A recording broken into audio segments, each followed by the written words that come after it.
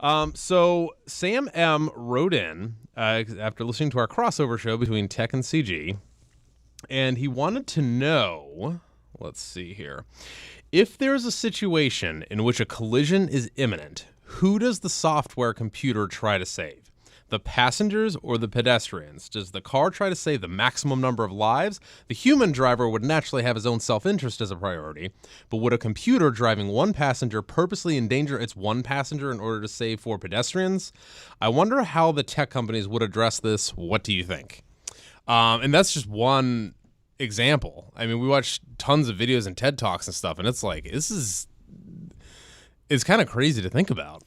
I have to say that for this segment, and having touched on this in the crossover, I gotta say for Sam and all of our other listeners, we are probably gonna have more questions for you than any answers at all. Right. There are a lot of bright minds, and in terms of on the technological side and on the regulatory side, are thinking about this and the impact it's likely to have in the next 5-10 years as this technology becomes more mainstream, actually starts putting, where the rubber starts meeting the road, right?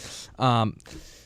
So we talked last time about how the National Highway Transportation Safety Administration, they released a letter in response to some petitioning from Google, basically acknowledging that, hey, if the car doesn't have any of the typical driver instruments like a steering wheel, brake pedal, the software itself could be considered the driver.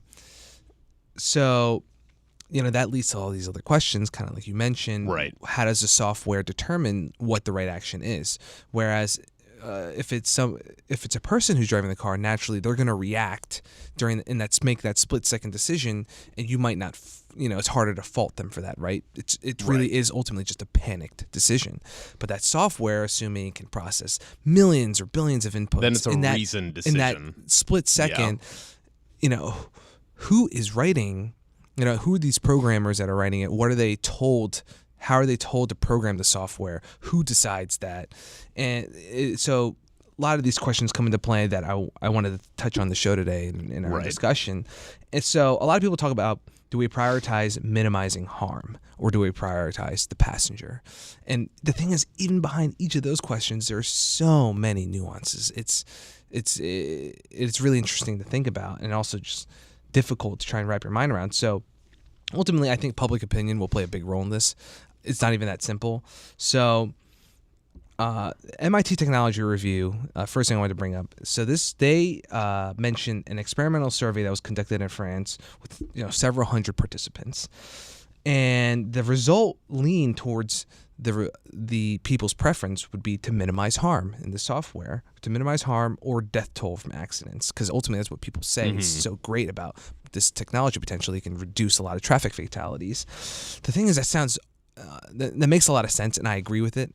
But then the question is, they also followed up, is that someone sitting in a traditional car might feel really comfortable if they're surrounded by autonomous cars that minimize harm. Mm-hmm. But what happens if you're sitting in one of these autonomous cars and you know for a fact that if the situation arose, the software would sacrifice you in order to save, I might not get in the car. Exactly. So, we have this challenge now of not only figuring out this kind of like moral dilemma, but you also have the challenge of making it, I guess appetizing enough that the consumer market will actually adopt the technology, because ultimately people got to buy these cars to put them on the road. Right.